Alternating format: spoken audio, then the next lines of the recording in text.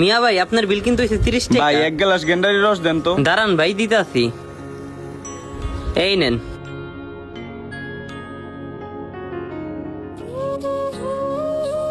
ভাই এক গ্লাস দেন। ঠিক আছে ভাই দিতাছি। কিরে টাকা কই? আয় আয় রে, টাকা দি নাই গা। ভাই বানায় লাইছেন? হ্যাঁ ভাই। হ্যাঁ রে, কেমনে কই যে টাকা নাই? শালা আর একটু পকেটে হাত দিয়েও দেখলাম না যে টাকা আছে কিনা।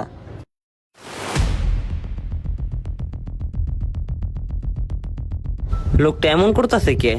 মান সম্মানের ব্যাপার স্যাপার ভাই, কই থেকে বেড়ে টাকাটা দেই? ওই বেটা তোরা কই বেটা, এতক্ষণ সময় লাগে আইতে? তোরা বেটা পরিস্থিতি বুঝোস না। একটা বলা ভাই না, কামের সময় নাই কা, ওরা থাকলে তো অগের থেকে টাকাটা লয়ে দিতে পারতাম। কি হয়েছে ভাই, কোনো সমস্যা নাকি? ভাই পকেটে টাকা আছিল, আওয়ানোর সময় সব টাকা শেষ করে লাইছি, আর পকেটে একটু হাত দেও দেই নাই কা, টাকা আছে কিনা নাই। কিন্তু এখন পকেটে হাত দিয়ে দেখি পকেট পুরা ফাঁকা। কিন্তু সমস্যা নাই ভাই, আমার লোকাইতে আছে, আর টাকা ম্যানেজ করে দিবনি।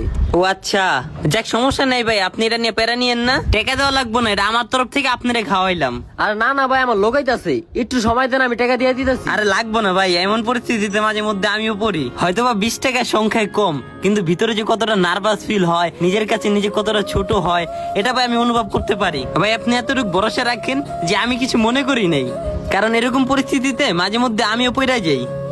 জীবনে যাই করেন, কিছু করার আগে ধরেন কিছু কিনতে গেলেন, অন্তত দেখবেন ততটুক টাকা আপনার পকেটে আছে কিনা, তা না হলে দেখা যাব কি আপনার মান সম্মানের একটা মানহানি হইব।